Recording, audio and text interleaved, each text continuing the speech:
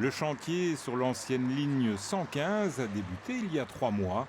Ce futur Ravel sera le 5e tronçon dans le Brabant wallon. Donc ça fait quelques années, donc depuis 2018-2019, qu'on parle de plus en plus de cette ligne 115. Et donc voilà, après les budgets, après les demandes de permis, voilà, les travaux commencent enfin. Donc ça fait quelques mois maintenant que c'est en cours. Et donc le premier tronçon donc, qui part ici du canal vers Braine-le-Château va être fini d'ici quelques semaines. Et on peut voir voilà, les premières réalisations de ces tronçons. C'est un tronçon qui relie le canal à Braine-l'Alleud. Donc c'est une ligne très importante puisqu'on sait que le centre de Braine-le-Château, Braine-l'Alleud est fort embouteillé. Donc ici on va avoir réellement une liaison à côté qui va pouvoir rejoindre donc de Clabec jusqu'à Braine-l'Alleud, jusqu'à la gare de Braine-l'Alleud.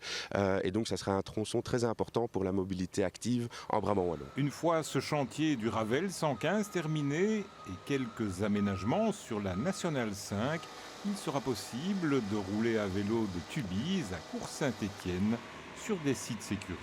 À la fin de la ligne 115, on arrivera donc à la gare de Braine-l'Alleud. Et donc l'objectif, c'est de pouvoir rejoindre la N5, donc la N5 qui va descendre vers Genappe, où là on rejoint la ligne 141 qui est le Ravel déjà existant, qui remonte vers Cours-Saint-Étienne.